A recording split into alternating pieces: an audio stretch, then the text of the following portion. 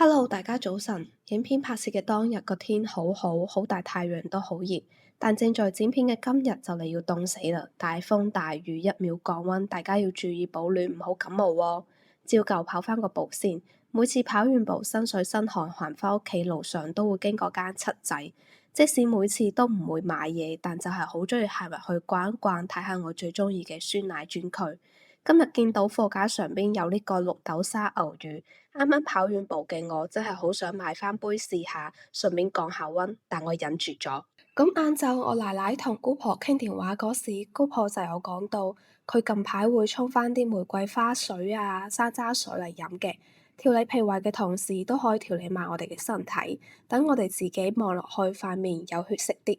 所以我哋趁住太陽落山嗰時冇咁曬啦，就行去乾貨鋪嗰度買返啲紅棗、菊花、山楂同埋玫瑰花返嚟，得閒嗰時就可以沖嚟飲一飲啦。咁今日嘅一日 vlog 就到呢度就要結束啦。如果鍾意睇嘅話，記得點讚、收藏、追蹤啦。咁同時歡迎大家喺下方留言。咁我哋聽日再見，拜拜。